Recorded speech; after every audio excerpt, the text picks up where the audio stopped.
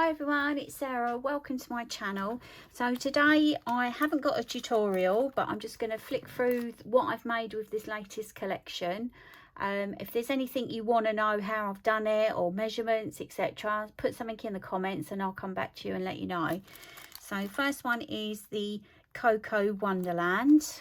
That's quite cute, quite a good size dies. And then you've got the 3 kings, so you've got the dies and you've got some little stamps as well with that one. We've got the Yuletide Ride, quite cute, with a little car and the dies. The Snow Notes, that's those. And then we've got some better press plates, so you've got some new sentiments. Again, all on one plate and all cut out together, make it nice and simple.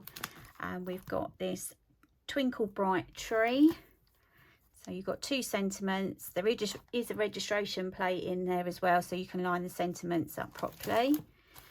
And then we've got the Snowfall Shimmer, which is quite a nice plate.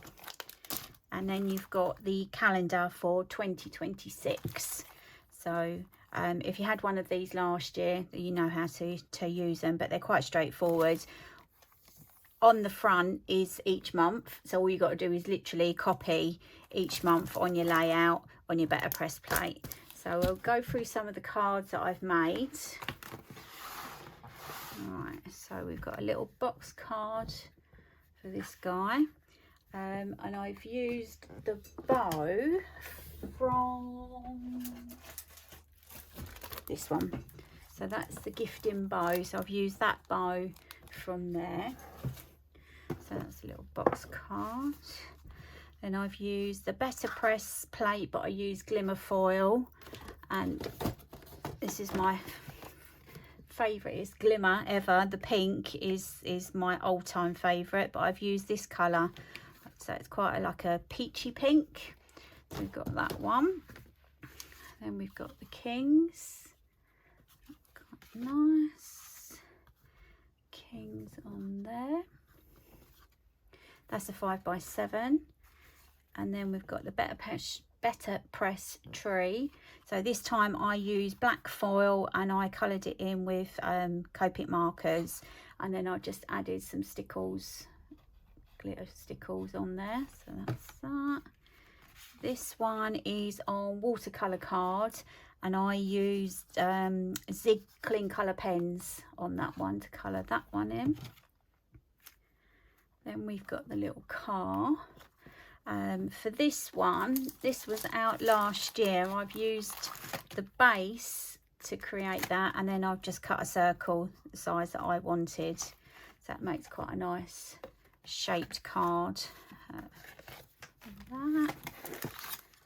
And then we've got another little one with the car. This one.